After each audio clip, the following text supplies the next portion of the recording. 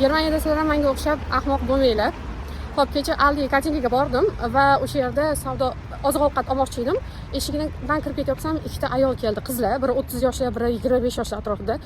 Aytdiki menga, biz turkmiz, 5 oy bo'ldi Germaniyaga kelganimizga, hattoki hozir uyimiz ham yo'q, palatkada yashayapmiz, juda ham og'ir ahvolimiz.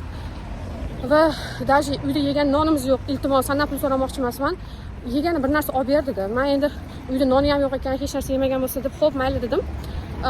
Qarayapman, u korzinkani olib kirdi-da, non olmadi. Olayotgan narsasi qo'ziqorin, avokado, endi shaftoli, uzum. Даже masalan men o'zim ham o'ylab, buni puliga qarab oladigan narsalarim bor. Taq o'ylayapti.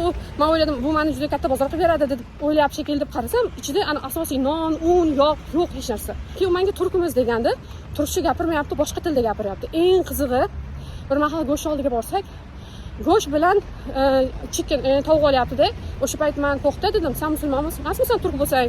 Bu yerda bu nemislarning nimasi halol emas, bu yerda go'sht turklardan olish kerak dedim. Desam, yo'q, men musulmon emasman dedi, men ateistman dedi. Miyamga chiqdi-da, ha mayli, agar juda och qolsa mayli deb qarasam, menda naqd pul yo'q edi o'sha payt. Men naqd pulim yo'q, faqat men olib berishim mumkin senga turk magazindan. Lekin desam, bo'lmasa deydi, pul menga naqd pul qilib bera olsam, men aytdim naqd pul qiladigan mashina bor dedi. Iya dedim, lekin o'sha tushundim, meni loq qilishyapti.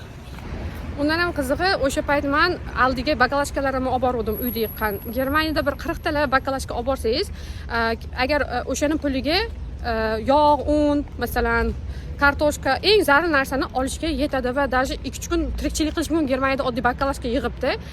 Men keyin o'ylab qoldim-da, demak bular prosta meni loq qilyapti deb. Agar sizlarda ham shunaqa holat bo'ladigan bo'lsa Germaniyada ehtiyot bo'linglar, ishonmanglar. Hattoki ko'pincha ingliz tilida gapirib kelishadi. Menga 5 yevro bera olaysanmi, 10 yevro bera olaysanmi? Men mana qilib qoldi. Lekin keyin o'ylab ko'rsam, Germaniyada masalan keldi kimdir, qiyin ahvolda qoldimi, Germaniya hukumati fuqarosi bo'ladimi, bo'lmaydimi yordam beradi. Germaniya tashab qo'ymaydi odamlarni. O'shalarni keyin faqat analiz qilib, tahlil qilib tushundim. Keyin men nima qildim? O'sha bakalashkalarimni o'zi berganimda 2 setka bakalashkam 9 yevro pul bo'ldi. O'shani 5 yevrolik chekini berdimda, mana shu chekka olganda bo'ldi. Men senga boshqa yordam bera olmayman. Boshqachasiga ilojim ham yo'q. O'ylab ko'rsam sharoitim yetmasa ekan senga yordam berishga deb xayrlasha qoldim.